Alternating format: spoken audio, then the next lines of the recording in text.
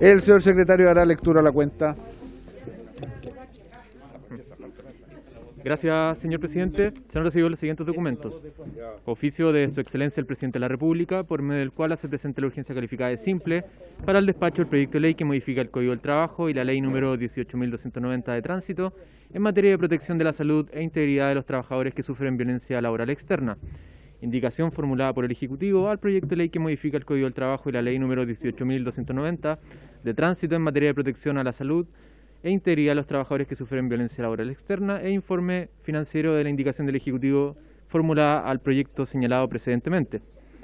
Proyecto de ley iniciado en moción de los diputados señores Undurraga, Don Francisco, Guzmán, Longton y Teao y de las diputadas señoras Orsini y Osandón, que modifica el Código del Trabajo para reducir el porcentaje mínimo de trabajadores de nacionalidad chilena en los casos que indica. Carta de la señora Ministra del Trabajo y Seguridad Social, por medio de la cual agradece y excusa su participación para el día de hoy, debido a reuniones y diversas actividades agendadas con anterioridad.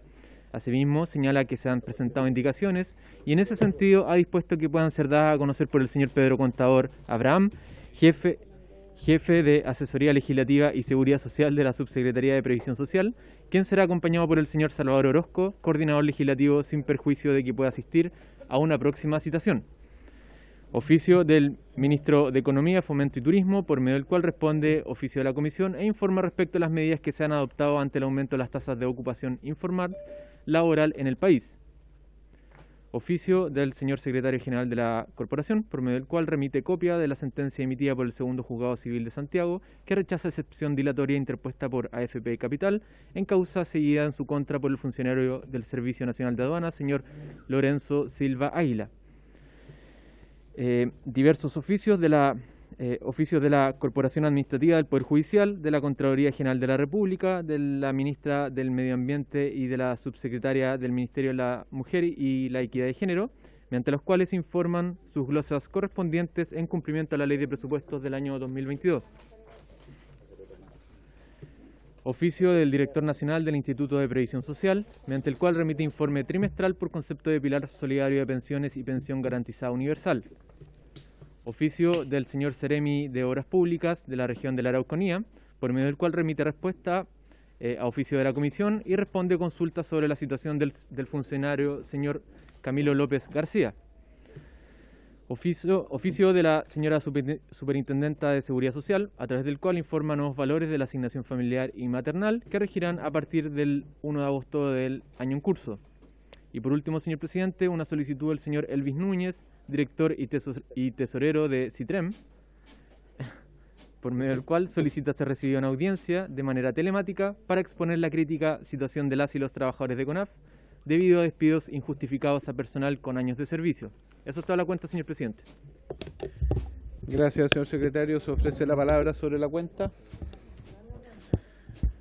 Bueno, yo tengo dos elementos. Uno, que si nos pueden remitir en detalle el número 12, el oficio donde se entrega el informe trimestral por concepto de pilar solidario de pensión y pensión garantizada universal, para ver si fue entregado en los términos que lo solicitamos la última vez.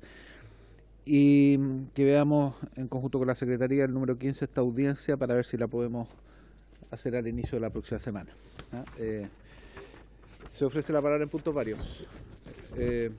Diputado Saborno. Dos cosas, presidente. Mire, hace unos días yo le mandé un oficio a la Ministra del Trabajo consultando por qué el gobierno había anunciado el retraso en el pago de la pensión garantizada universal. Había mucha gente de clase media esperando este beneficio durante el mes de agosto. El gobierno ha dicho que con suerte lo va a poder pagar en septiembre y parece que han tenido muchas complejidades administrativas para poder hacerlo. Nosotros hicimos algunas averiguaciones y a nosotros se nos comentó, ministro, y por eso, presidente, perdón, y por eso le estoy pidiendo por escrito la explicación, porque han habido explicaciones contradictorias respecto de la razón por el no pago. A mí se me dijo, informalmente, claro, que había sido un tema básicamente administrativo, que no habían alcanzado a hacerlo, pero me dicen a mí las personas del gobierno anterior que le dejaron todo listo y dispuesto el 10 de marzo para que ellos hicieran el trámite antes de agosto y no se hizo simplemente. Entonces hay que establecer responsabilidades, hay gente esperando un beneficio importante. Yo quiero recordar que la pensión garantizada universal se le iba a empezar a pagar en agosto a las personas que tenían básicamente AFP, gente que recibió una pensión bastante baja, gente que gana 300.000 pesos, 250, 280, 350, iba a recibir 190.000 pesos inmediatamente en el mes de agosto y lo va a tener que esperar hasta cuando el gobierno sea lo suficientemente diligente para poder hacer esta tarea. Entonces yo le pedí a través de un oficio formalmente a la ministra que le comunicara a la comisión cuál es la situación real, porque dado la especulación que se ha dado. Entonces yo le pido al secretario que cuando se llegue ese oficio nos informen a la brevedad. Yo sé que don Pedro lo tiene ya muy bien a su recaudo. Y en segundo término, presidente, yo lamento que hoy día no nos haya tocado estar con la ministra, porque la ministra anunció hace unos días, cierto, que va a presentar un proyecto que ha generado ya un poco de polémica respecto del aumento de cotización previsional del 6%, que nosotros, por lo demás, ustedes saben, nosotros somos partidarios de ir aumentando la cotización previsional, que es parte de uno de los grandes problemas que tiene el sistema. Pero, ¿cuál es el pero? El pero es que si uno lee el documento que elaboró la Convención Constitucional, hay una norma que es el 27 transitorio, que le pide al presidente de la República, o lo obliga más bien, que si se aprueba el proyecto de convención constituyente el 4 de septiembre, el presidente tendrá 2 años para elaborar un nuevo sistema previsional. Entonces nosotros le pedimos al gobierno entonces que aplace la presentación de esta norma, porque me parece poco eficiente, y a lo mejor hay que ser más honestos intelectualmente y presentar la reforma una vez que sepamos qué es lo que pasa con el plebiscito, porque como le digo aquí en la página 151, la podrán ver los que nos están viendo, en el transitorio 27 se le obliga al presidente de la República a presentar una modificación al sistema previsional chileno, y sería bueno que tuviéramos una discusión cuando ya lo tuviéramos claro. Gracias, presidente. ¿Usted cree que va a ganar la prueba entonces, diputado? Señor, no lo impida, pero yo estoy previendo la situación. Está bien. Y yo creo que hay que ser más transparente y decir que efectivamente vamos a hacerlo cuando tengamos las normas claras. Así que rechazo el... Está bien. Muy bien. El diputado Lavés. Gracias, presidente. Por su intermedio, tomando algunos casos que hemos visto, en donde, en el contexto nacional, que vimos la censura de un periodista en Televisión Nacional, que fue sacado de sus funciones, a través también del intervencionismo del gobierno con respecto al plebiscito, y tomando en cuenta también que el Partido Comunista quiere poner sticker en algunas casas por el tema del apruebo, que me genera una cierta curiosidad, y pido oficiar a la Superintendencia de Pensiones, porque en definitiva censuró un comercial, que no quiero decir ni de quién fue, digamos, pero de una empresa, digamos, de pensiones, una AFP, pero fue censurado. Y tratemos que la conversación sea a través del presidente. Presidente, entonces lo que yo pido a través suyo, oficiar que por qué se censuró el derecho de poder generar un comercial en donde las personas puedan elegir libremente lo que ellos quieren. Porque no quiero pensar que hoy día la Superintendencia de Pensiones está articulada por este gobierno. Porque definitivamente hoy día en los últimos sucesos estamos viendo que este gobierno se está metiendo en áreas y está haciendo intervencionismo, y sobre todo también impulsando a través de algunos mecanismos la censura del libre derecho de expresión, el libre derecho de poder comunicar lo que una empresa o una persona quiere decir, y si lo que quiere decir va en contra de lo que el gobierno piensa, es censurado. Presidenta, por su intermedio me gustaría oficiar a la Super de Pensiones. Muchas gracias. Le ofrezco cambiar los términos de su oficio para que sea unánime, lo contrario lo vamos a tener que someter a votación. Que se oficie a la superintendencia de por qué censuró un comercial específico, punto. Perfecto, No ni un problema, presidente. que usted hace. Me parece. Ok, muy bien. Vamos a tener que votarlo entonces. Sí, la estoy escuchando. Un momento. Un momento. Tiene la palabra el diputado Ibáñez, que va Sí, voy a sugerir a hacer una propuesta intermedia. Vamos. punto intermedio para que podamos siempre ejercer nuestra labor fiscalizadora. Solicitemos a la superintendencia las razones por las cuales no era compatible con el derecho vigente la publicación de determinada administradora de fondos previsionales.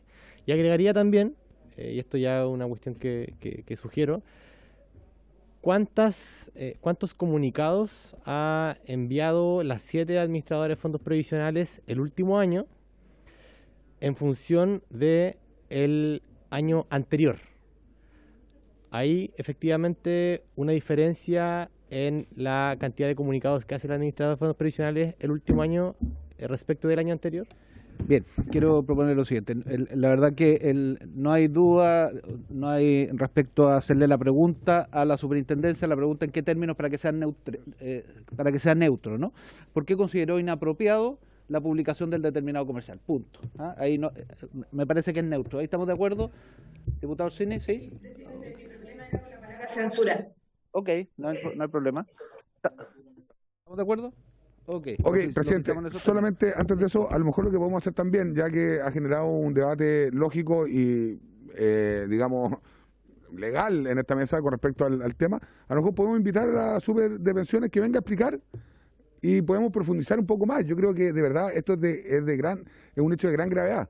Sea censura o no sea censura, diputada, por su intermedio, señor presidente, creo que nuestro rol es invitar a la superintendencia a que venga a explicar cuál es el motivo de, como lo quieran llamar, digamos, haber sacado el comercial del aire. Estamos muy cerca de la...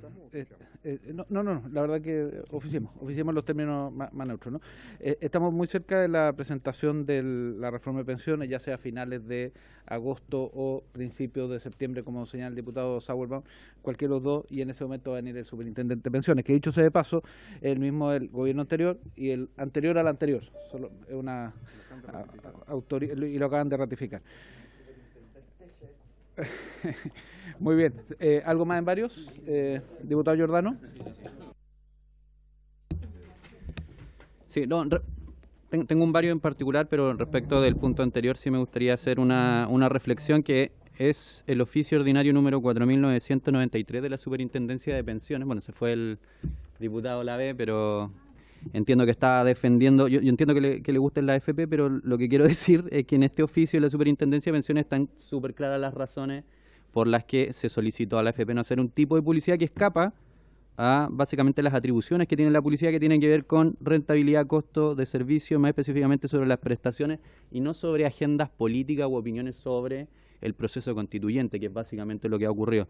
Quería dejarlo para que esté en el acta y la gente que quizás nos esté viendo en casa también no se quede con la idea de que había una censura desde el gobierno, que me parecen acusaciones graves en torno además al discurso, relacionándolo con otros hechos de notoriedad de esta semana. Lo segundo que quiero solicitar es si se puede oficiar al CERVEL para saber si existe dentro de sus facultades la posibilidad de que se otorgue algún grado de facilidad para los trabajadores y trabajadoras del transporte público el día del plebiscito, 4 de septiembre, en consideración que nosotros estamos tramitando en este Congreso un proyecto de ley que busca aumentar y que se ha votado además con unanimidad de la Comisión de Gobierno Interior el tiempo dentro de la jornada laboral para sufragar a media jornada y evidentemente en este caso, como van a colindar dos derechos, el derecho al transporte, que es muy necesario para que efectivamente los trabajadores puedan asistir a sufragar,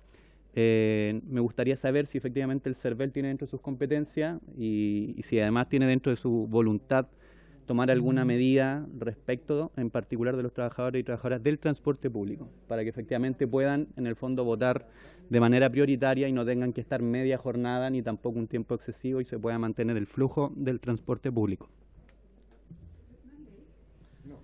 No.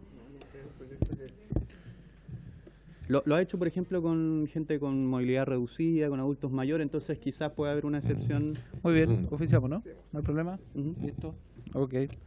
¿Algo más en varios? Muy bien, vamos a la tabla, a la orden del día.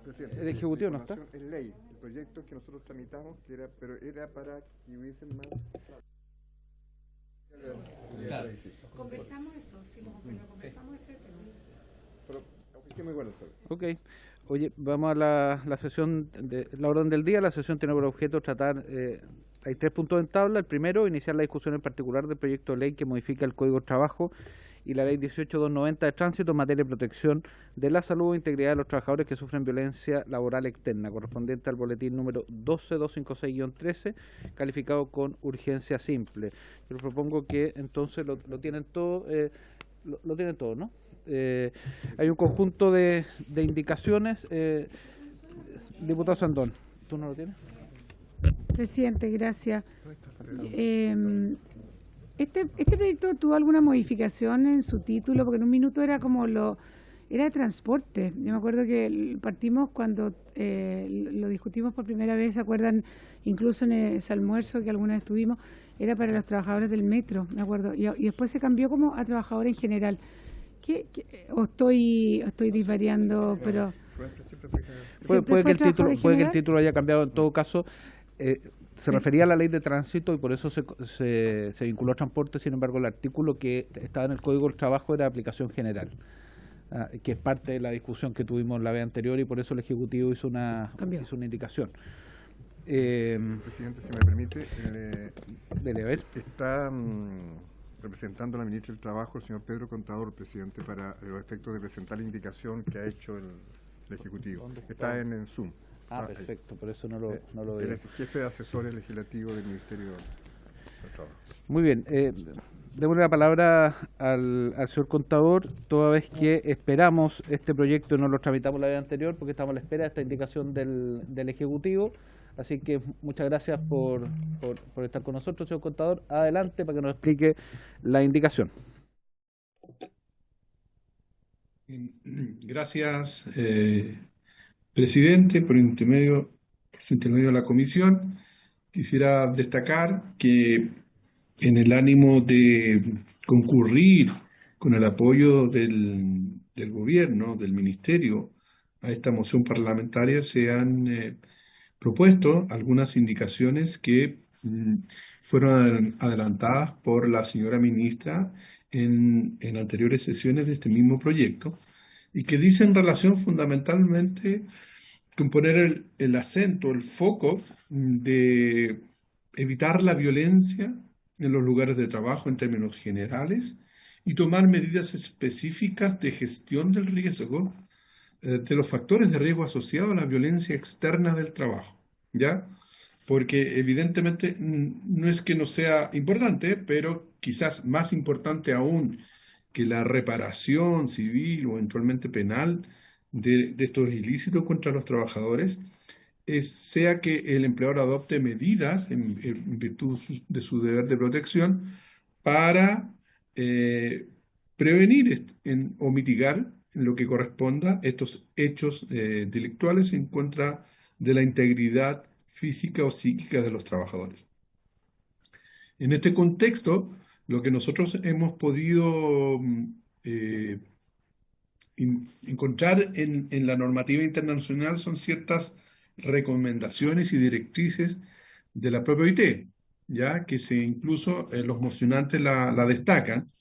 Y lo importante aquí, desde esa perspectiva, es que, por un lado, nosotros, a la luz de lo que el propio convenio 190 adelanta, convenio que se va prontamente a someter a aprobación del Parlamento, que en general los empleadores en materia de violencia deberían adoptar las medidas necesarias para procurar medios o lugares de trabajo exentos o libres de violencia, ¿ya? Para trabajadores y trabajadoras. Ese es como principio general, ¿ya? Como violencia interna, que existe desgraciadamente, pero también la externa.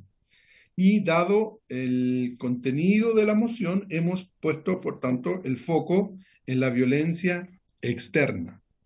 Y hemos definido, por tanto, cuáles son esos hechos de violencia externa que se refieren al desempeño de los trabajadores en sus funciones, lo que para la comisión podría ser equivalente a los accidentes a causa o con ocasión del trabajo, es decir, con motivo del desempeño de sus funciones o con ocasión de las mismas, ¿ya? Es decir, no es que necesariamente, por ejemplo, una cajera del metro sufra un asalto mientras cumple sus labores, sino que puede ser con motivo de su desempeño laboral, es decir, no estrictamente cumpliendo sus funciones, pero relacionado con el trabajo, de todas maneras es un hecho de violencia externa, ¿ya? Y hemos definido de alguna manera en términos generales, siguiendo los lineamientos internacionales, cuáles son esos hechos de violencia que pueden afectar a los trabajadores, vale decir, amenazas, que es lo que se relata en la moción, ataques, agresiones de cualquier tipo o por cualquier forma, o sea, vías de hecho, por personas externas, usuarios, clientes, proveedores, ¿ya? O simplemente personas desconocidas, violencia en el trabajo, actos delictuales, un asalto, un robo, ¿ya? Dado que se exige que estos actos deban de alguna manera poner en riesgo la integridad física o psíquica de los trabajadores, requieren, si bien no es que deban producir un resultado dañoso necesariamente, no pretendemos eso, sí deben tener el potencial de provocar ese daño o esa lesión a los bienes jurídicos protegidos, para que no por cualquier evento, no por cualquier discusión con un cliente, necesariamente eso se pueda entender como una lesión a este derecho fundamental. Son potencialmente dañosas, aunque no necesariamente genere el daño. En ese caso, y siguiendo en esto, es importante destacar, presidente, lo que dispone la Política Nacional de Seguridad y Salud en el Trabajo, aprobada el año 2016, es que el empleador debe establecer una política y un programa actualizado en materia de prevención, protección y mitigación de esta clase de violencia, ¿ya? Hay muchas normativas legales en el último tiempo que se están basando en estos promoción, este enfoque de sistemas de gestión, es decir, hay que hacer una política, es decir, ¿qué es lo que yo me comprometo para proteger frente a este riesgo específico de los trabajadores? Y bueno, ¿y qué medidas hago? Pero el proyecto evidentemente no queda en eso, sino que le da el contenido mínimo de este programa, ¿ya? En él debe identificarse y evaluar los riesgos, es decir, dónde existen esta posibilidad de estos peligros, dado que ejerce una actividad expuesta a sufrir esos tipos de violencia externa, y debo evaluarla, es decir, cuán probables son, cuán ciertas son, con qué periodicidad se producen, y en caso de producirse, valorarla, es decir, qué daño podrían provocar si, por ejemplo, vienen, normalmente estoy afecto a asalto, a agresiones, y por tanto cuando vienen con armas, con objetos contundentes, van a provocar lesiones de tal y cual característica, entonces yo tengo que evaluar la gravedad. Tengo que, por tanto, asimismo, identificar o hacer una prognosis de los daños que pueda sufrir la integridad física del trabajador, y eso para efecto de lo dispuesto en el artículo 184, inciso 3 del Código del Trabajo, es decir, actuaciones en caso de emergencia, por ejemplo, el traslado, primer auxilio, pero también, y eso es importante destacar, es que tengo que evaluar los eventuales daños a la salud mental de los trabajadores. Por ejemplo, la posibilidad cierta y conocida, porque hay evidencia en ese sentido, de que los trabajadores sufran dolencias laborales, enfermedades profesionales, como el estrés postraumático. Es decir, ¿cómo me voy a hacer cargo, por tanto, de esos eventuales daños? ¿Ya? cómo voy a otorgar la cobertura, cómo voy a lograr que acompañar a los trabajadores en esta situación y cómo voy a coordinar necesariamente mi actuación como empleador con el organismo administrador que tiene que darme la cobertura en estos casos del Seguro Social de Accidente del Trabajo, prestaciones médicas, prestaciones pecuniarias, porque es muy probable, evidentemente, que estemos en presencia de un accidente del trabajo. Luego tengo que adoptar las medidas para prevenir, controlar, mitigar los riesgos. Hay cosas que evidentemente el empleador no va a estar en condiciones para prevenirlas constantemente. Nosotros y aquí es un punto importante, presidente, hemos optado, porque así lo dice la experiencia comparada y la práctica nacional, creemos que no es conveniente definir en la ley la medida específica preventiva, porque se trata de una obligación esencialmente técnica y dinámica.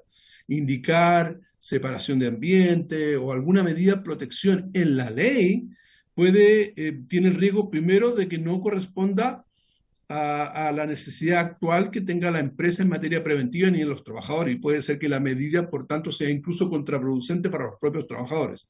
Es necesario más bien acompasar la ciencia y la técnica y la obligación del empleador con esta exigencia de que adopte las medidas necesarias y que las especifique en un programa y que controle su eficacia, ¿ya? Más que especificar o indicar en un caso concreto cuál es la medida.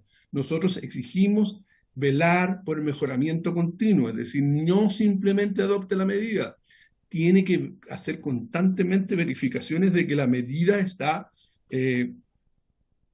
produciendo efecto y evidentemente cuando hay un accidente o cuando hay un ataque, es muy probable que tenga que revisar por ineficaz la medida adoptada si esta que atenta contra la vida y salud de los trabajadores. Debe informar a los trabajadores del programa, de las medidas que va a adoptar, de los riesgos identificados. Estos son los riesgos que yo creo que existen, de violencia externa, la evaluación que le hice, las medidas específicas, cuáles son las obligaciones que el empleador va a adoptar para prevención y protección, y aquí lo decimos en sentido amplio, no solo la medida preventiva del riesgo, sino que de protección, incluyendo lo que viene después, que es la defensa en caso o de perseguir las responsabilidades penales del empleador, que está adecuado al riesgo específico que existe en la empresa, que yo debo, por tanto, informarle a los trabajadores cuál es mi compromiso para la defensa de los intereses de los trabajadores, y también, evidentemente, cuáles son las responsabilidades que tengan los trabajadores en el cumplimiento de unas medidas que directamente le afectan.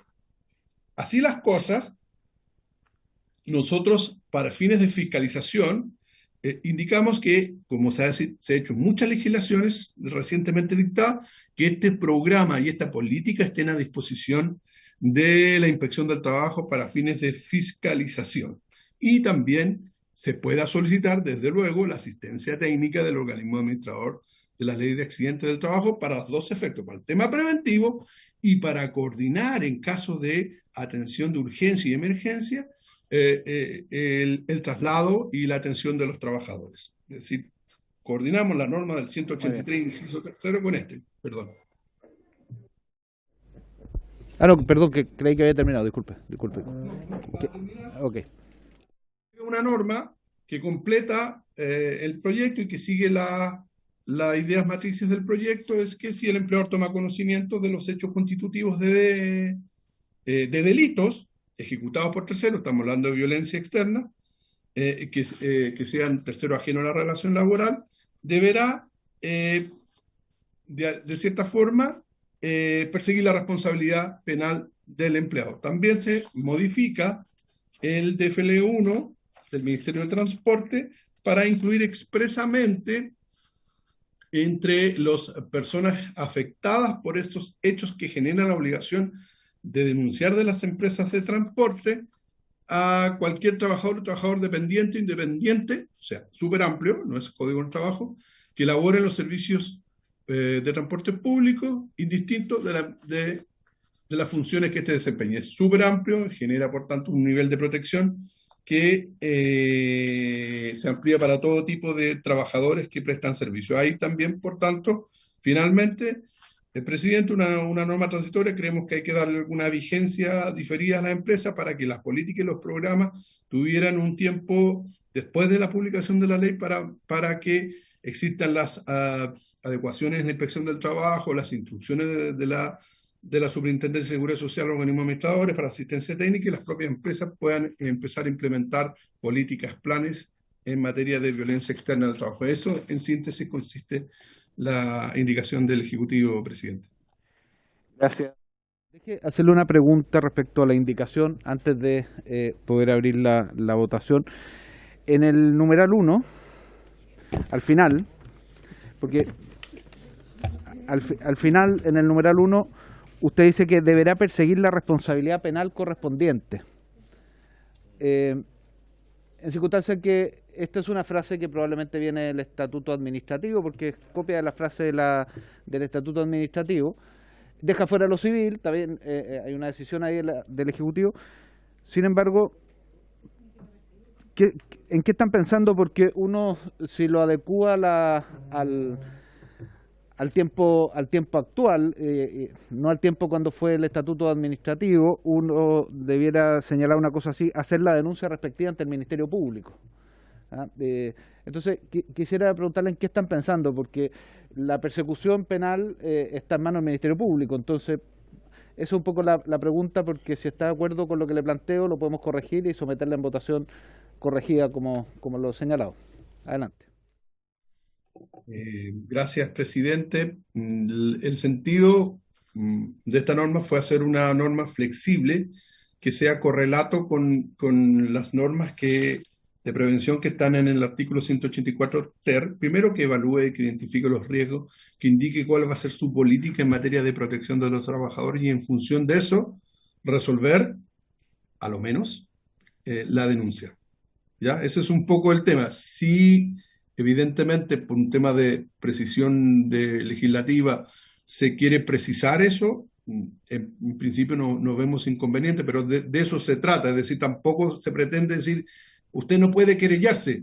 Nadie se lo está prohibiendo. Lo que queremos un poco es que sea consecuencia de la actividad preventiva, y que, por tanto, si considera que la medida va a ser más eficaz todavía en función de un ejercicio de acciones penales, dejarlo abierto. Pero si para temas de precisión se puede objetivar un poco la obligación en los términos que usted ha planteado, presidente, en principio nosotros no vemos inconveniente en ese sentido.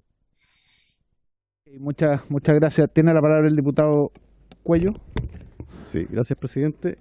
También tengo una duda respecto a la indicación del Ejecutivo, en el siguiente sentido, porque el proyecto original contempla una obligación, un deber para el empleador de perseguir la responsabilidad penal y también la responsabilidad civil. Entonces mi pregunta es, ya que no veo ese componente en la indicación, el componente de la responsabilidad civil, la pregunta es por qué se descarta de la indicación ese elemento.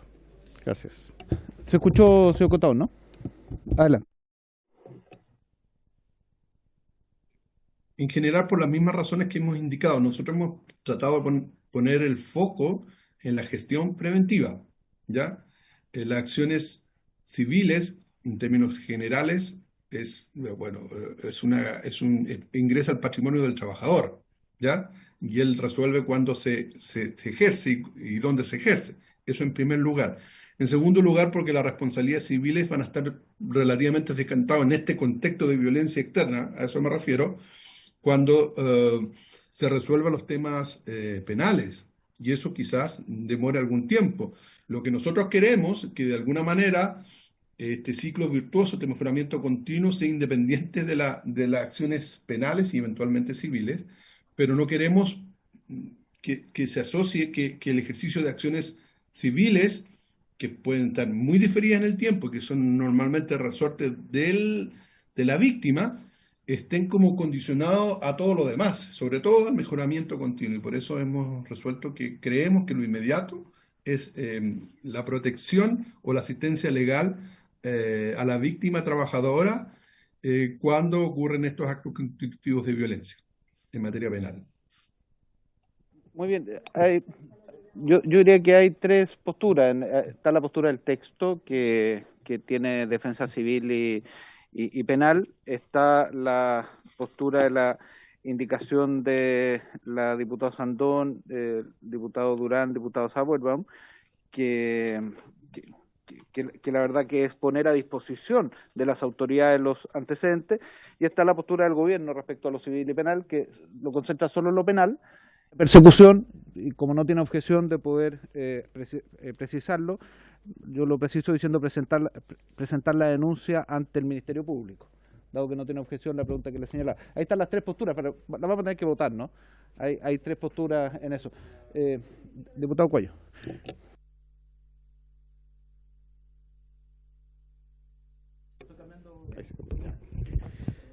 Gracias, presidente. De todos modos, me gustaría hacer un comentario al respecto, porque en definitiva entiendo la opinión del Ejecutivo, en el sentido que corresponde a la víctima perseguir la responsabilidad civil, pero en este caso el daño no siempre está asociado al juicio penal, a la sentencia penal.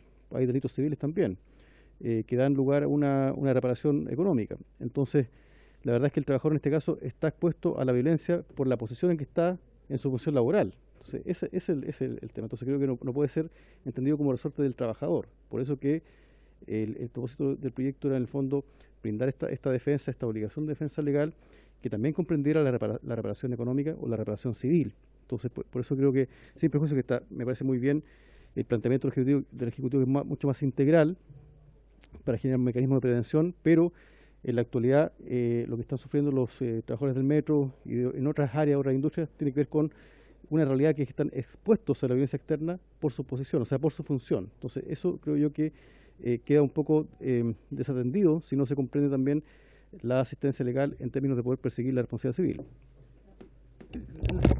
Está bien, sí, aquí hay posturas diferentes. Hay una postura, yo la comparto, la del Ejecutivo, que la responsabilidad llega hasta la denuncia. Yo comparto eso, lo que plantea hoy día el Ejecutivo. Hay otros en esta sala que piensan que también debe darse la asistencia legal, y hay otros en esta sala que a lo mejor piensan que no hay ninguna de las dos.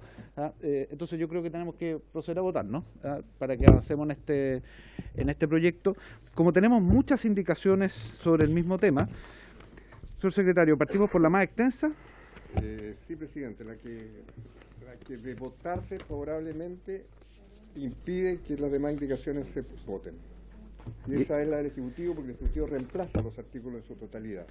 La del Ejecutivo ajustada en la última frase que señala... Presidente, lo que sucede es que esta indicación es sobre indicación, reglamentariamente no procede.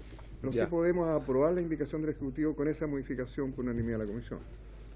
¿Qué dice la indicación? La parte no cambia el sentido, o sea, no resuelve lo civil, pero lo penal lo precisa. Lo que el último párrafo dice, la página 5. En la página 5, todo empleador que tome conocimiento de los hechos constitutivos de delitos ejecutados por terceros, ajeno a la relación laboral en el lugar de trabajo, que atenten contra la vida, salud, integridad física o psíquica de los trabajadores, deberá presentar la denuncia ante el Ministerio Público, en vez de perseguir la responsabilidad penal correspondiente. ¿Por qué eso lo hace el Ministerio Público? ¿Cuál es la razón por la que presento esto? Porque esta frase de perseguir la responsabilidad correspondiente viene textual del Estatuto Administrativo. El Estatuto Administrativo es anterior a la reforma del Ministerio Público. Por eso el querellante era el que empujaba. Aquí no es así, es el Ministerio Público. Por eso preciso, porque si no va a quedar en el aire y va a ser de difícil interpretación. Esa es la razón por la cual yo preciso, y por eso le pregunté al Ejecutivo si es que no tenía inconvenientes en eso en particular. Deja fuera lo civil en todo caso, que es la discusión más de fondo, pero respecto a lo penal yo creo que esto es lo correcto. Adelante, señor contador. Un poco destacar lo que se procuró es eso, una norma flexible de mínimos, en el sentido de que dependerá del caso, del tipo de empresa, el tipo de agresión, y eso es un tema que se resuelve de acuerdo a las circunstancias del caso. Lo que nos gustaría, evidentemente, ojalá le diera la mayor protección, incluso penal, posible, ¿ya? Pero es bien difícil saberlo a priori cuál es la mejor protección penal posible desde el punto de vista del trabajador y el empleador, a eso me refiero. Y por eso es que está planteado en esos términos.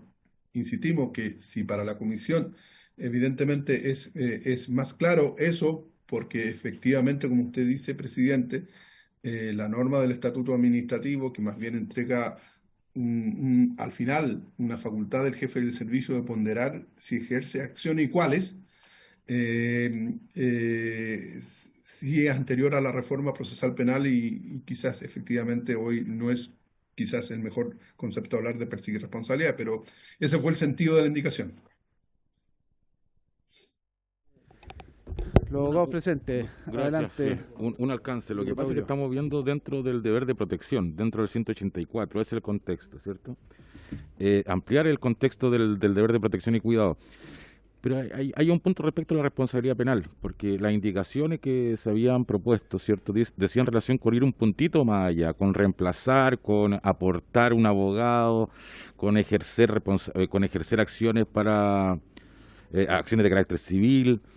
Se discutía sobre la titularidad, en todo caso, sobre la legitimación activa. Esto me parece que es bastante menor, porque en el fondo, hoy día en nuestro país, existiendo un hecho que revista carácter de delito, existe acción pública, o sea, cualquier persona puede hacerlo.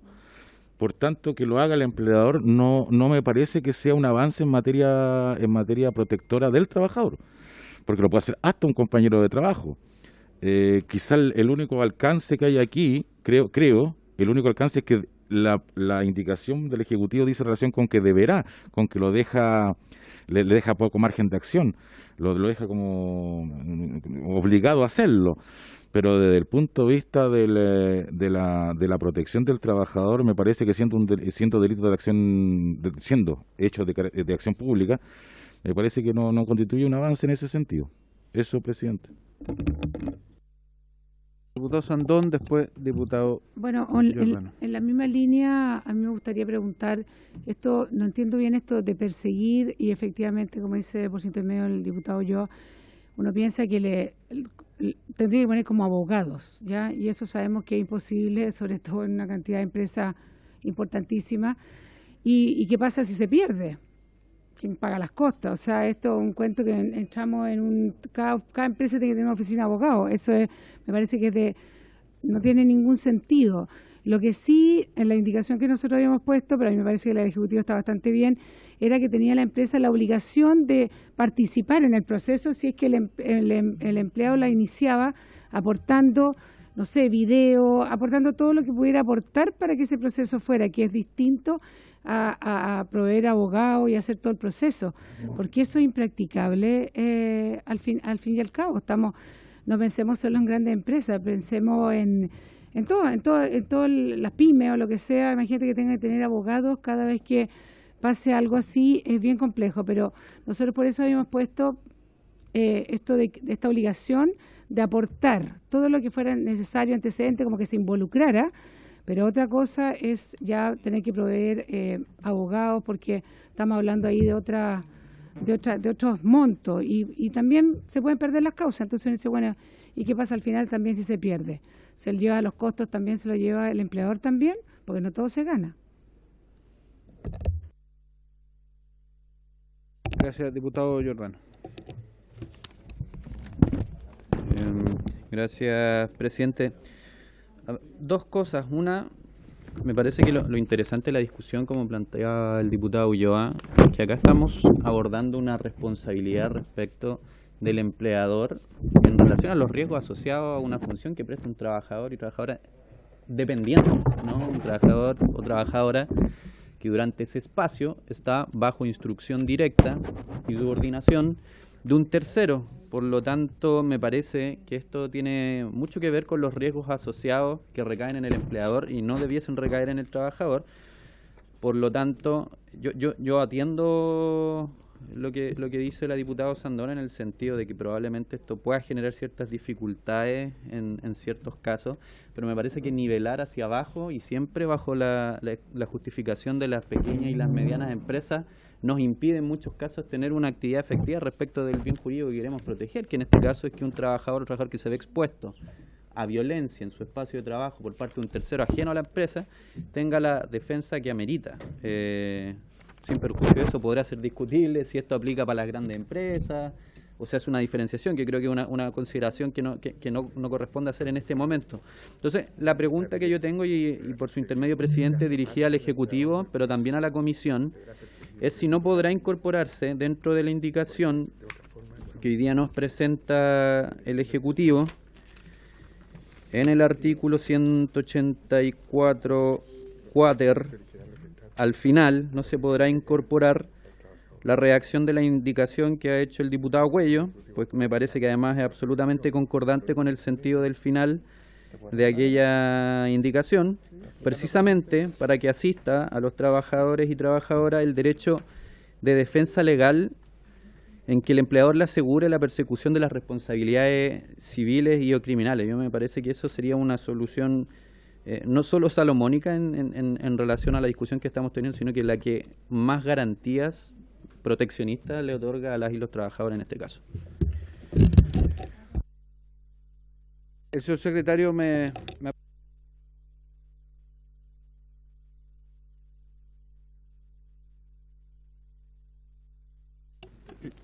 A ver, la moción original lo que trata es de darle al trabajador defensa. Es que el empleador se haga parte del daño que sufre el empleado frente a una agresión y le brinde la defensa judicial, jurídica. Lo que hace la indicación del Ejecutivo más bien apunta a la prevención para impedir que eso suceda. Y la única parte en que la indicación del Ejecutivo se hace parte del problema del trabajador es cuando se le obliga a perseguir la responsabilidad penal. ¿Qué significa perseguir? Perseguir significa denunciar y continuar con el proceso. Porque perseguir significa denunciar y si hay motivo plausible querellarse y si va más allá obtener sentencia favorable. Ese es perseguir la responsabilidad penal. Claro. Pero solo en lo penal. Solo en lo penal. ¿Ya? ¿Y por qué solo en lo penal? Porque normalmente la persecución penal la lleva el Ministerio Público. Lo que hace el abogado particular es, en la etapa de la formalización, son diligencias, pedir comparecencia de testigos, es una carga menor la que tendría el empleador. Pero la única forma que la indicación del Ejecutivo brinda defensa jurídica al trabajador es esa frase.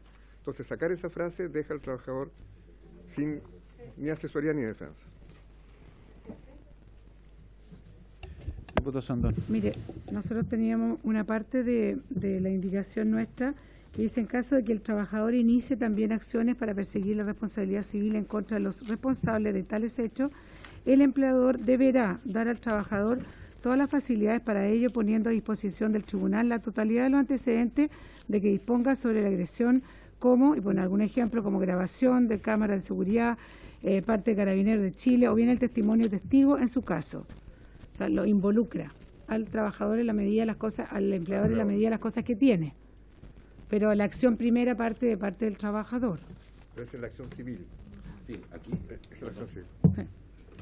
Sí. Presidente, no sé cómo quizá por atrás del secretario, pero entiendo la figura que pensábamos que podíamos dotar, pero efectivamente encarece, no cabe ninguna duda que encarece dotar de recursos para contratar abogados, encarece el trabajo, no cabe ninguna duda.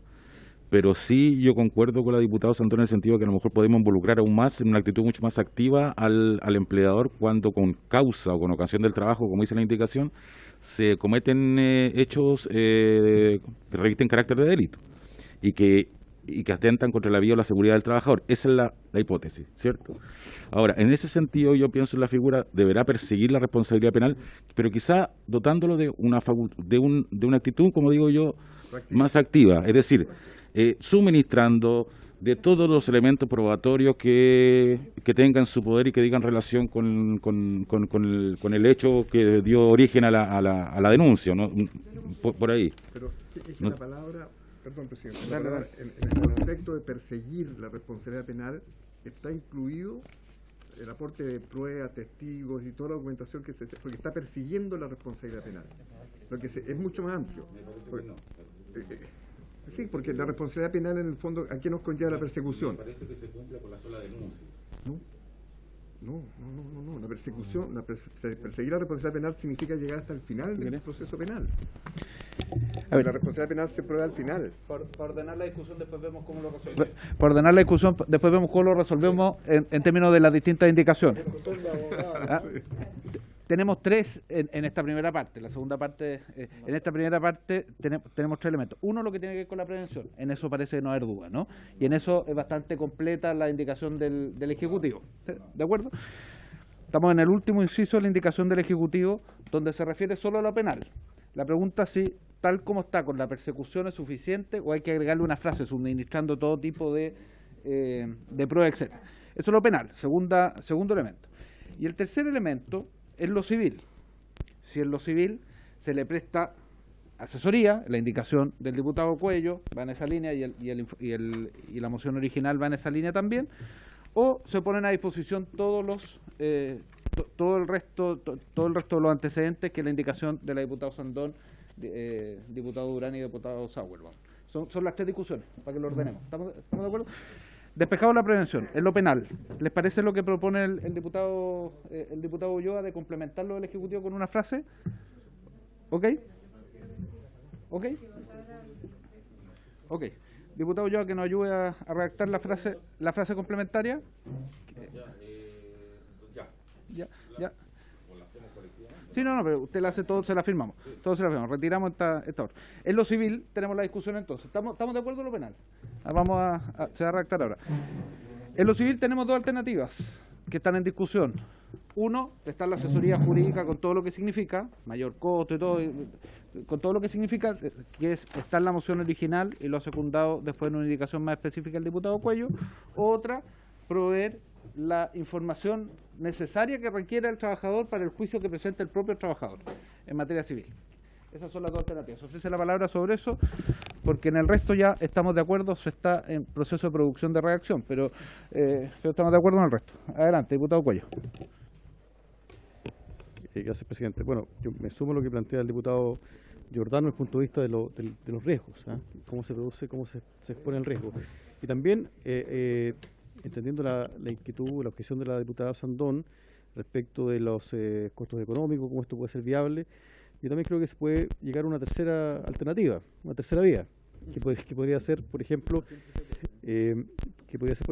establecer un deber de asesorar legalmente a un trabajador para que obtenga la reparación económica, la reparación civil, en aquella empresa de mayor tamaño. O sea, por ejemplo, estoy pensando en el metro. El metro, por supuesto, que tiene la capacidad económica para efectos de poder proveer de un abogado para que se indemnice al trabajador en caso que sufra lesiones, por ejemplo, con ocasión de una agresión. Entonces, creo que también se puede establecer una diferencia por ese camino. Así que lo propongo a la comisión.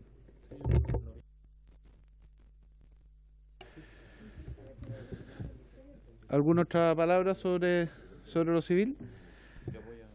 A mí me gusta la parte de la indicación de la diputada Sandón, en la parte que dice, en el caso que el trabajador inicie también acciones para perseguir la responsabilidad civil en contra de los responsables de tales hechos, es en la página 3 al final, ¿no? En la columna del medio. El empleador deberá dar al trabajador todas las facilidades para ello, poniendo a disposición del tribunal la totalidad de los antecedentes que disponga sobre la agresión, como la grabación de las cámaras de seguridad, parte de Carabineros de Chile, o bien el testimonio de testigos en su caso.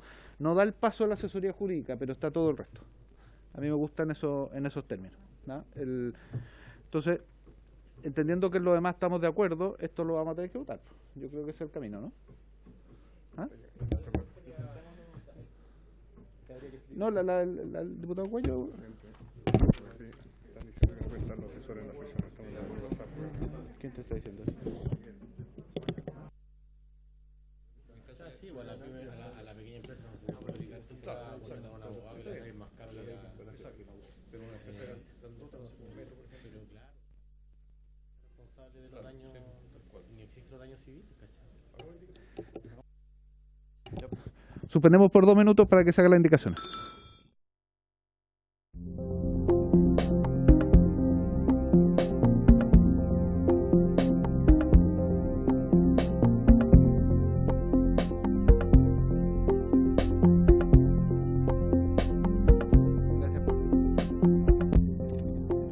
Gracias por la paciencia a quienes han estado conectados. Fue un tiempo para poder resolver algunas indicaciones. Lo primero que vamos a votar es el número 1 del Ejecutivo con la frase que viene firmada por todos. Termina, deberá perseguir la responsabilidad penal correspondiente, acompañando todos los antecedentes probatorios que obren en su poder y digan relación con los hechos que originan la interposición de la acción penal. Muy bien, eso es lo primero que vamos a votar.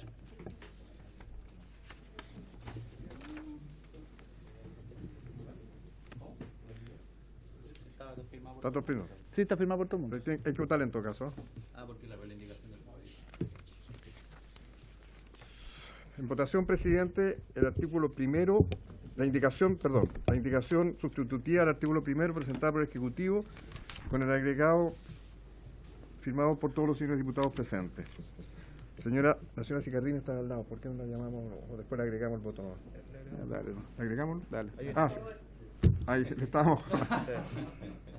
Señor Cuello, señor Durán, señor Giordano, señor Ibáñez, señor Lavé, señor Leal, señor Orsini, señora Osandón, señor Santana, señor Sauerbaum, señor Ulloa, señor Undurraga. A favor. 10 votos a favor, ninguno en contra, ninguna abstención. Aprobado el artículo primero con el agregado formulado por el diputado Ulloa. Bien. Ahora en lo civil hay dos opciones. Entonces, da lo mismo al orden porque si una se aprueba, la otra queda abajo. Entonces, la primera opción es la que presenta la diputado Sandón, el diputado Sauerbaum y el diputado Durán, que voy a leer de ahí hacia abajo. ¿Dónde está eso? De aquí para abajo. Página 3. En caso que el trabajador, esto es como inciso final del artículo 1, en caso que el trabajador inicie también acciones para perseguir la responsabilidad civil en contra de los responsables de tales hechos, el empleador deberá dar al trabajador todas las facilidades para ello, poniendo a disposición del tribunal la totalidad de los antecedentes que disponga sobre la agresión, así como la grabación de cámaras de seguridad, parte carabinero o bien el testimonio de testigo en su caso. La verdad que no es incompatible, así que exactamente. Entonces ponemos en votación esta primera parte. Vamos. No, sí, no tengo. Ya, okay. Indicación de la señora Osandón. No, esa es suya. No, es de la diputada Sauerbaum. Durán, Sauerbaum. Ok. En la parte correspondiente ahí abajo, sí, pues no. Página 3. Señora Sicardini, señor Cuello, señor Durán, señor Giordano. A favor. Señor Ibáñez, señor Lavé, señor Leal, señor Orsini, señor Osandón, señor Santana, señor Sauerbaum, señor Ulloa, señor Undurraga. A favor. 10 votos a favor, presidente, ninguno en contra, ninguna abstención. Bien, vamos a la tercera, que es esa que está allá. De los diputados Giordano, Cuello, Ibáñez, Santana. No, pero ¿es compatible con esto? No, es complementaria. Las empresas cuyos ingresos totales superen las 25.000 UFs anuales, 25.000 UF anuales, deberán proveer de defensa jurídica a los trabajadores que, con ocasión del desempeño de sus funciones, sufran atentado en contra de su integridad física para hacer efectiva la responsabilidad civil. ¿Ok? Anuales, ¿no? Le voy a poner anuales aquí a mano. Anuales a mano. Bien. Vamos. El otro, pero Santana. En votación la indicación que acaba de leer el señor presidente. Señora Sicardini, no está. Señor Cuello, señor Durán, señor Giordano, señor Ibáñez, señor Lavé, señor Leal. Quiero fundamentar mi voto, presidente. Yo voy a votar en contra por dos motivos. Uno, porque creo que se va a producir una discriminación. Va a haber trabajadores que por prestar servicio en una categoría de empresa van a tener ese derecho y otros que están en empresas más pequeñas no lo tendrán. Entonces me parece absolutamente injusto por los trabajadores, dos categorías de trabajadores con y sin derecho. Y en segundo lugar, el monte de 25.000 UFC. Eso debería ser como 2.000 UF mensuales. Son empresas que venden 60 millones de pesos, tendría esa carga, tampoco una gran empresa. Entonces, por esos dos motivos voy a votar en contra. Señora Orsini, señor Osandón, señor Santana, señor Sagüero, señor Ulloa, señor Undurraga. 5 votos a favor, 4 votos en contra, ninguna abstención. Aprobado. Bien, vamos al artículo 2. Artículo 2. Todos los demás se caen. Todos los demás se caen. El artículo 2 agrega un nuevo artículo 211 bis del siguiente tenor: el empleador, de conformidad a lo mandatado en el artículo 184 del presente código, estará obligado como medida de protección eficaz de la vida y salud de las y los trabajadores que prestan servicio al transporte público del país a implementar cabinas de segregación que protejan a conductoras y conductores en el ejercicio de sus funciones. El trabajador o la trabajadora que en el ejercicio de sus funciones se haya expuesto o bien afectada tendrá derecho a que el empleador ponga a su disposición todos los medios o medidas conducentes a la reparación de daños experimentados, sí mismo defensa judicial. No, hay una indicación del Ejecutivo que la reemplaza. Esa es la que está en votación. No. El Ejecutivo sí está. No, esto es una intermedia. Esto es una intermedia. Esta es la página 5. Más bien es el inciso 1 y el inciso 3 de la... El inciso 1 y el inciso 3 de esta indicación, porque el 2 está reemplazado por la que ya aprobamos. ¿Ok? Sí. De acuerdo, ¿cierto? Es completo esta votación. ¿Usted le sacó algún inciso? Le saqué el 2 porque ya votamos ese. ¿El trabajador que me ¿Este? Sí, ese lo saqué. Sí. Ya. Ok, vamos. Lo que votamos es que en el transporte público están obligados a implementar cabinas de segregación que protejan a los conductores y conductoras, y después que la Dirección de Trabajo debe velar por el cumplimiento de las disposiciones del título y hay infracciones de una cantidad de unidades tributarias mensuales. Muy bien. Perdón, presidente, hay una indicación antes que esta, que es la cambia el título, que crea para crear un nuevo título, sexto al libro, segundo al Código del Trabajo, de los señores Barrera, Cuello, Giordano, Santana y Ulloa, de la protección de las y los trabajadores del transporte público. O sea, habría que colocarlo en votación, en página 5. Ok. Solo el cambio de título. Agregar un título nuevo. Solo el cambio de título, ¿sí? Por favor. La indicación número 4. Agregar título. Título, texto nuevo. ¿Página 4, eh? Sí. La página 5. Página 5. Indicación número 1.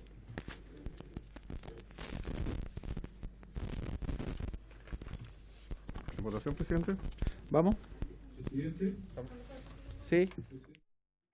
Solo un comentario, solo para pregunta de la comisión, si las normas que están aquí propuestas son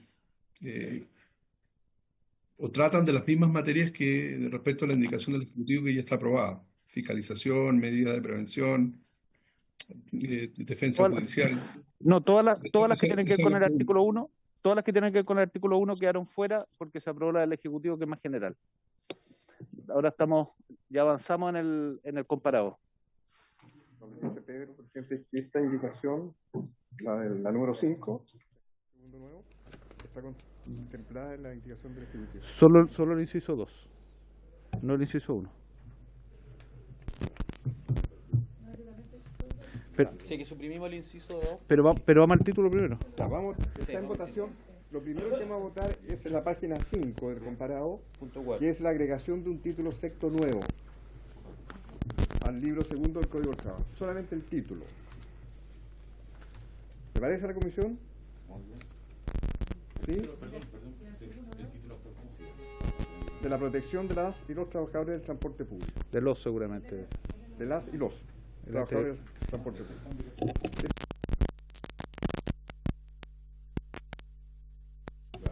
Sí. ¿Les parece? Estamos adaptando a la nueva gente. Sí, está bien. ¿Les parece?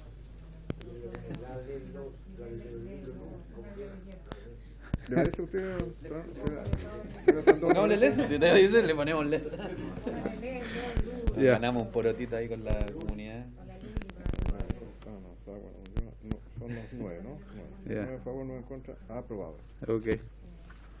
Después tenemos en esa misma página, señora Jimena, en esa misma página 5, perdón usted, la indicación número 5 que agrega un nuevo artículo segundo al actual, ¿ya? Pasando del actual 2 a ser 3. Agregas un nuevo artículo. No. Y ese artículo segundo que se está votando, se elimina de ese texto el inciso segundo, que está en la página 6, que comienza con el trabajador o la trabajadora y termina con defensa. Porque está votado en el otro articulado. Porque lo votamos en el anterior. ¿Está claro? Muy bien. ¿Le parece a la comisión? Muy bien. De acuerdo. ¿Le parece, don Fran? Señor Leal. Bueno, listo. No, momento. Yo tengo un punto. Estamos exigiéndole al Servicio de Transporte Público que implemente cabinas de segregación, con todo el costo que significa. Está bien. Pero votémoslo. Pero está votado. Estamos votando. Ahora lo vamos a votar. Pero si dijimos, si estamos de acuerdo, dijeron que sí. No sé si... Yo me abstengo en esta materia. Son medidas de seguridad.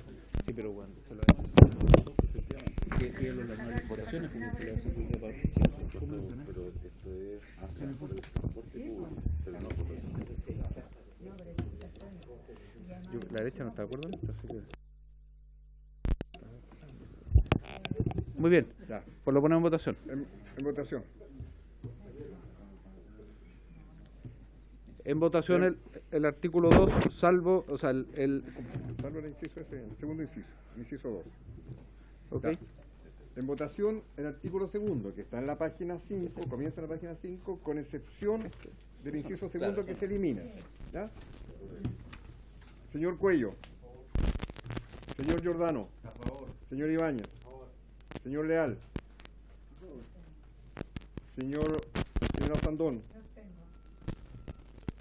Señor Santana. Señor Sauerbaum. Señor Ulloa. Señor Undurraga. Abstengo. 6 abstenciones, ninguno en contra, ninguno en contra, 2 abstenciones. 6 a favor. Aprobado. Muy bien, lo que sigue es del Ejecutivo. Vamos al artículo 2. Si aprobamos las dos cosas del Ejecutivo, no es necesario votar el resto de las indicaciones.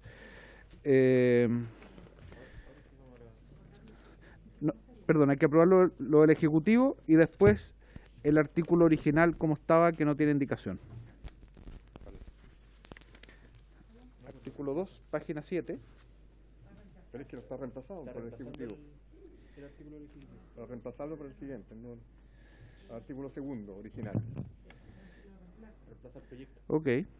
No hay que votar el artículo segundo. Vamos al del Ejecutivo entonces. Indicación ejecutiva, artículo segundo. ¿Se le parece a la comisión? ¿Estamos? Ok. ¿Y artículo transitorio nuevo también del Ejecutivo? ¿Se le parece a la comisión? ¿Le parece? ¿Estamos? 900, aprobado. Muy bien. Espera. Se despacha el proyecto. Artículo transitorio ejecutivo, ¿no? Sí. Sí, le había dicho que sí ya. Así que estamos. Presidente, que tengo que hablar. Artículo transitorio ejecutivo.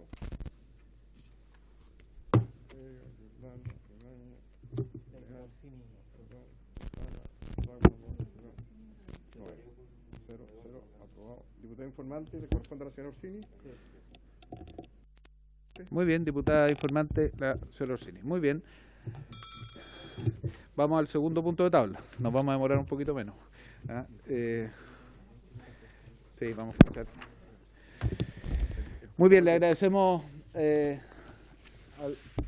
al señor contador. Hemos despachado el proyecto. Muchas gracias y además por la paciencia, porque tuvimos que hacer algunas conversaciones acá. Así que muchas gracias al señor contador representando al Ejecutivo. Vamos al segundo punto, iniciar la discusión en segundo trámite reglamentario, el proyecto de ley que... Perdona, el Ejecutivo viene por el tercero, ¿no? Vamos al tercero entonces para que escuchemos inmediatamente. ¿No hay ningún problema en cambiar el orden? ¿Estamos de acuerdo? Listo. Vamos al tercero, iniciar el estudio del proyecto de ley en segundo trámite constitucional y primero reglamentario que modifica el artículo 202 del Código de Trabajo para permitir el teletrabajo a mujeres embarazadas durante la vigencia de un estado de excepción constitucional o de una alerta sanitaria por causa de una epidemia o pandemia correspondiente al boletín número 14611-13. Para ello hemos invitado al señor Pablo Centeno Muñoz, director nacional de la Dirección del Trabajo, que está presente. Le agradecemos su presencia. ¿Está conectado ya? ¿Sí? Sí, está conectado. Le agradecemos su presencia. El Ejecutivo nos pidió en la sesión anterior que pudiéramos escuchar al director del Trabajo por cuanto existía la posibilidad que por la vía administrativa, a través de dictámenes, pudiera resolver esto. Por lo tanto, lo vamos a escuchar porque si eso es efectivo, no es necesario seguir avanzando en el proyecto, y si no es efectivo, tenemos que votarlo rápidamente. Entonces, le damos la palabra al señor director del Trabajo. No lo veo. Presidente, muy buenas tardes. No sé si se escucha. ¿Sí? Fuerte y claro. Muy bien, y gracias por su paciencia, por esperarnos todo el rato. Sí. No, muchas gracias, señor presidente, por su intermedio. Saludar a todos los parlamentarios y parlamentarias de la comisión, agradecer la invitación. Básicamente señalar algunos aspectos y consideraciones para efectos de la opinión que vamos a entregar al respecto. Efectivamente, a nosotros nos llegó la citación el día miércoles a las 6 de la tarde para esta comisión. Inmediatamente tomamos contacto con la ministra del Trabajo y nos explicó efectivamente que una posibilidad era evaluar digamos, la pertinencia de que a través de un dictamen administrativamente pudiéramos armonizar o hacer una evaluación más sistémica de todas las normas que hay sobre cuidado, en específico a propósito de la reforma que se propone en el proyecto de ley. Y para eso, el día 29 de julio, que fue el día viernes, nosotros lo recepcionamos el día lunes, ayer, nos remitió el ordinario 0203, de fecha 29 de julio, la señora ministra, en donde nos pide ya específicamente pronunciarnos al respecto. En ese sentido, lo que me gustaría señalar, en primer lugar, es que efectivamente nosotros tenemos una opinión favorable respecto a la posibilidad de evaluar, armonizar, por decirlo de alguna manera, todas estas normas que tienen una lógica de cuidado, particularmente a las mujeres embarazadas, y en lo particular, en lo que dice relación con el artículo primero de la Ley de Retorno Seguro, el artículo 206 bis, que algo establece como una hipótesis, y en este caso el inciso final del artículo 202. Y por tanto, hemos iniciado con urgencia, porque así nos ha pedido la ministra, el estudio de esta posibilidad administrativa, y en ese sentido lo que nosotros nos queremos comprometer con la comisión, y así lo hemos hablado con la ministra, es que para el término de esta semana y para la próxima sesión de la comisión nosotros ya podamos tener la respuesta al oficio que nos ha planteado la ministra, y en ese sentido, si es que pudiera ser vía dictamen administrativo, emitir el correspondiente dictamen. De lo contrario, informar al tenor del artículo 5, letra O del TFL número 2 de 1967, que como ustedes muy bien conocen, establece que la Dirección del Trabajo puede reafirmar de alguna manera la necesidad de una modificación legislativa.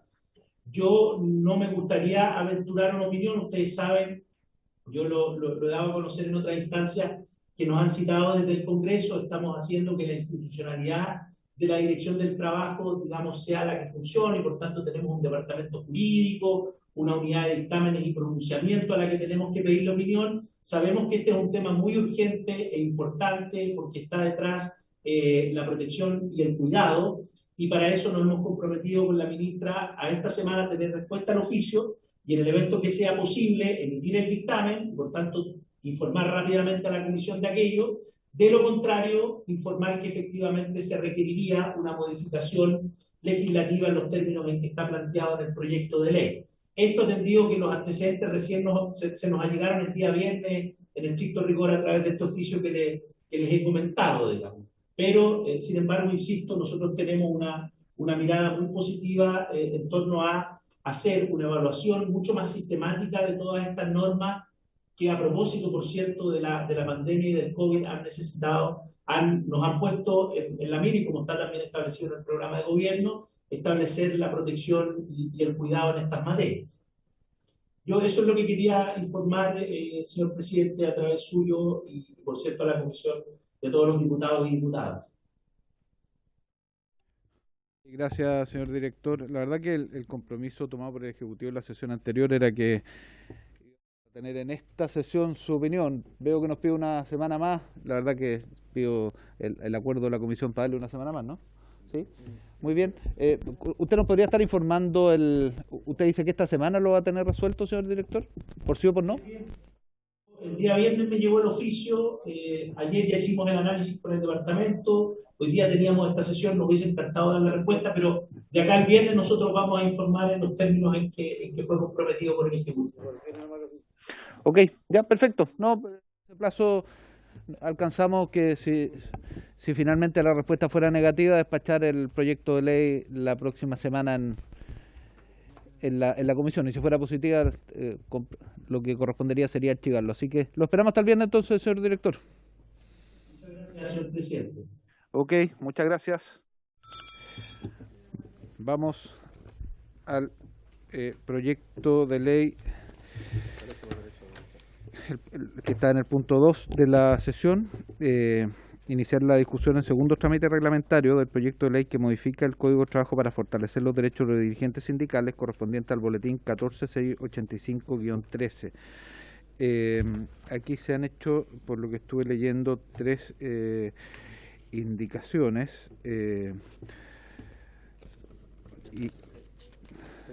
son 6 indicaciones y la señora Araya no está, ¿no? Entonces le damos la palabra a la diputado Sandón o al diputado Sauerbaum o al diputado Ulloa para las primeras, para las indicaciones que señalaron, para...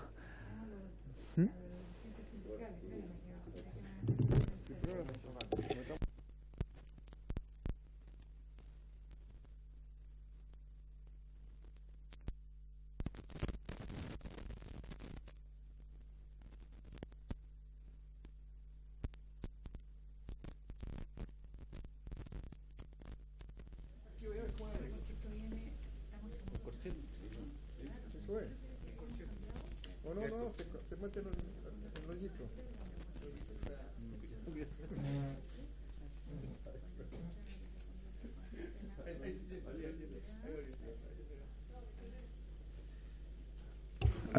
Adelanto opinión sobre las indicaciones. ¿Me permiten adelantar opinión?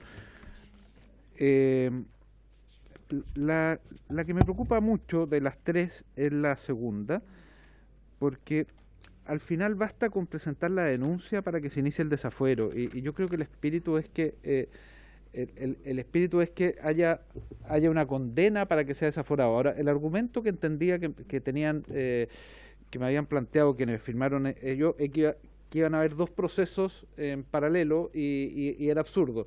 Entonces, quizás la forma de resolver ese problema, que es un problema efectivo, es que existiendo la sentencia firme y ejecutoriada que acredita injuria proferida al empleador, inmediatamente opera el desafuero. En la figura de los alcaldes, por ejemplo, los alcaldes pueden ser destituidos por el Tribunal Electoral, esa es la forma, que un juicio, pero la otra forma es que inmediatamente condenados quedan inmediatamente destituidos. Entonces, esto no es penal, pero podemos hacer un símil de esa forma, de manera tal de que la carga para desaforar por el lado de injuria sea con sentencia ejecutoriada, que yo creo que es el tema central de la... Si ustedes están de acuerdo en algo así, lo redactamos al tiro. ¿Sí? Ok.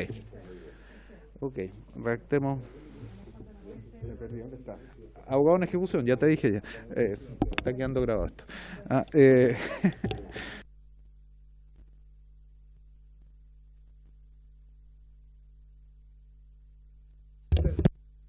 ¿Tú tienes objeciones de...?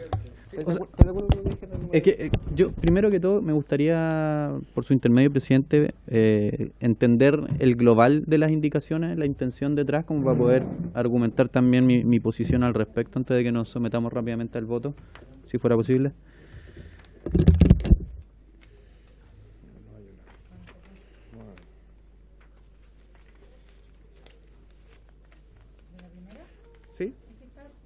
Presidente, en el fondo dice para reemplazar la frase que ahí está escrito, cuando los hechos en lo que se funde la solicitud consista en actos o conductas propias de la actividad sindical o de las finalidades de la organización siguiente, por lo siguiente, cuando se encuentre acreditado que los hechos en lo que se funda la solicitud consistieron en actos lícitos propios de la actividad sindical conforme las finalidades de las organizaciones sindicales contenidas en el artículo 220. Hay que referirse al tema del 220. Pues acuérdate que estábamos, por su intermedio, presidente, ¿qué es lo que era exactamente la actividad sindical? Si era después del trabajo, si no era después del trabajo. Entonces, por eso que se circunscribe al artículo 220.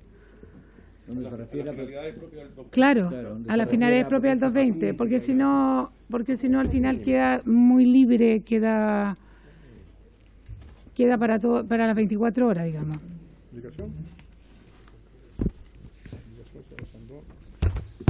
Como que se circunscribe a un...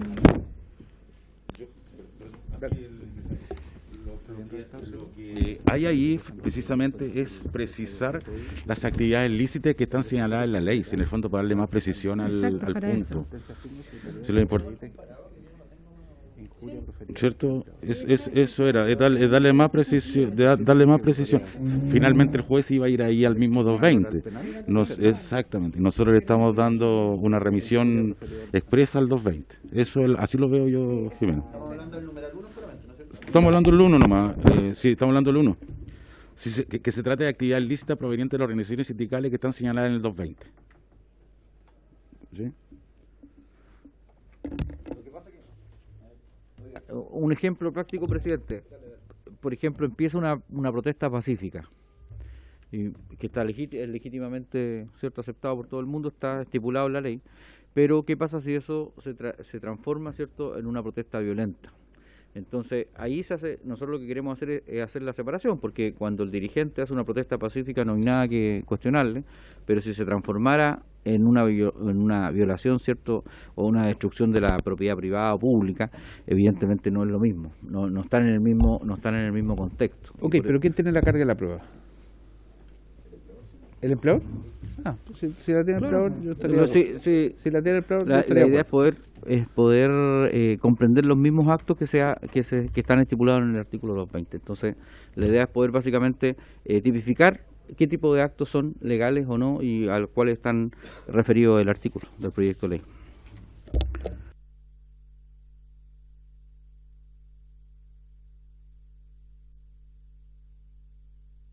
Me preocupan un par de cosas, porque esto de todas maneras fue sujeto de discusión en la comisión, lo conversamos latamente. Por ejemplo, el tema de la expresión lícitos. En algún momento recuerdo el colega Ulloa llegó a la conclusión de que la manera, primero, de solucionar este problema, porque hay varios instrumentos, entre ellos el Comité de Libertad Sindical del 2018, yo lo cité la vez pasada y voy a aprovechar de citarlo nuevamente, ¿no? Que vincular sin más los sindicatos con movimientos subversivos tiene un efecto estigmatizante. Lo que a mí me parece, y lo planteaba, que se extrapolaba cuando utilizábamos una técnica legislativa que utiliza epítetos como lícito. El profesor Ulloa dijo, dejémoslos en legítimo. ¿Ah? No era lícito. Si está en otro artículo, el ejercicio legítimo. Y ahí estuvimos de acuerdo, por un lado. Y lo segundo, que a mí me da la sensación, desprendiéndose de la redacción del artículo, cuando se encuentre acreditado, o sea, no podrá concederlo cuando se encuentre acreditado que los hechos en los que se funda la solicitud consisten en actos lícitos. El que tiene que acreditar que los actos son lícitos es el trabajador. La carga de prueba está en el trabajador. O sea, como está redactado, se le agrega una carga de prueba muy importante al dirigente sindical de acreditar que sus actos eran lícitos, además de ponerle el epíteto, ¿no? Que yo ya de entrada no estoy de acuerdo en eso. El trabajador significa que tiene que ir a juicio, demostrar en prueba, tener una sentencia que diga, ok, esto fue lícito y ahí no se puede conceder, mientras, y esto que ya me parece que contraviene la idea central de la norma, que era básicamente facilitar o impedir que hubiese un procedimiento abusivo y reiterado. Después, en el caso del empleador, ustedes le quitan la sentencia ejecutoria y la reemplazan por la sola presentación de hecho. Es decir, el empleador no tiene que acreditar nada, pero el dirigente sindical tiene que acreditar la licitud de su acto.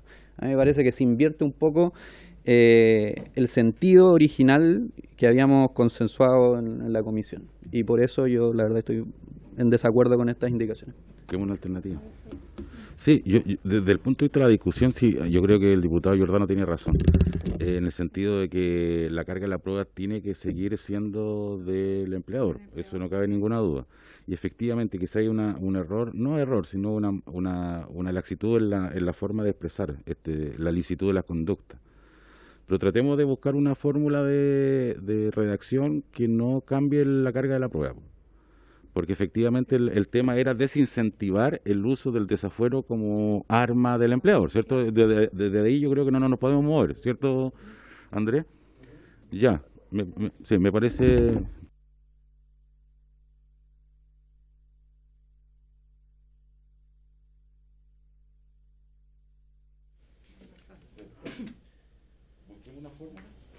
Y alcanzamos, nos quedan 12 minutos.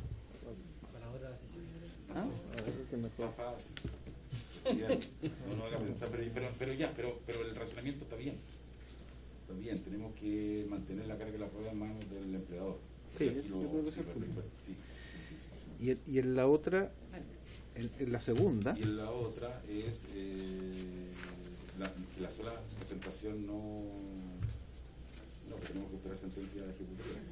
¿Cierto? Sí. ¿Esas son las dos? Ya. Ya. Sí, sí. Eso estaba mal. Oye, ¿y lo pueden traer con acuerdo para ponerlo primero en tabla la próxima semana y lo despachamos rápido? Porque ya sabemos dónde está y efectivamente coincido con...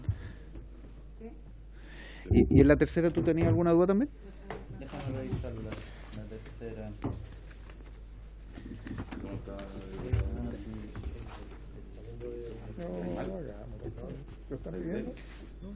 Sí, en la tercera también tuve una observación. Mira, miremos esta observación para que... Estoy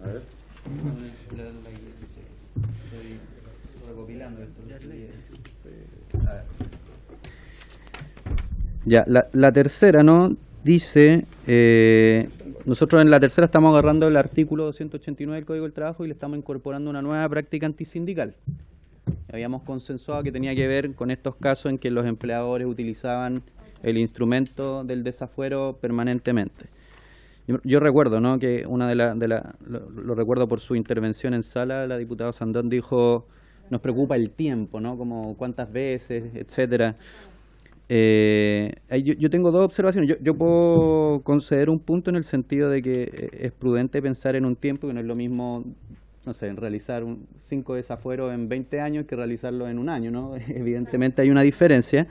Pero respecto de la reacción y en relación al literal J que nosotros habíamos finalmente acordado, también hay una, creo yo, digamos, una restricción importante, porque ahora habla de un manifiesto abuso de derecho, de solicitar el desafuero a un dirigente sindical con manifiesto abuso de derecho. Me parece que eso de entrada debilita la acción oficiosa que le estamos confiriendo al tribunal, que es como la innovación. Y lo otro es que le agrega el factor, ¿no?, de que solo puede establecerse, fundado en la inexistencia de motivos plausibles para litigar, y la reiteración de solicitudes de desafuero sindicales basadas en causales contenidas en la última, que hayan sido rechazadas previamente por sentencia ejecutoriada. Es decir, sí, el tema, yo creo que el problema no son los años, el problema es la sentencia ejecutoriada por un lado, y lo segundo es que si tú analizas el artículo original, ponderaba una serie de factores, no solo hablaba de la solicitud de desafuero reiterada, sino que decía, mira, veamos, ponderando, dice, se pronunciará de oficio el tribunal tras rechazar una solicitud efectuada en conformidad a lo dispuesto en el artículo 174, ponderando la existencia de motivos plausibles para litigar y la concurrencia de otros aspectos que signifiquen un desestímulo a la actividad sindical, como la verificación de solicitudes reiteradas de desafuero. O sea, es uno de los factores a ponderar que han sido rechazadas previamente. Yo no tendría problema en que fueran en los últimos 3 años. O que el requerimiento sometido a conocimiento del tribunal se funde en hechos que se enmarcan en el ejercicio legítimo de las funciones sindicales. O sea, es una cuestión un poquito más amplia y restringirlo creo que de una u otra manera termina siendo una suerte de retroceso también.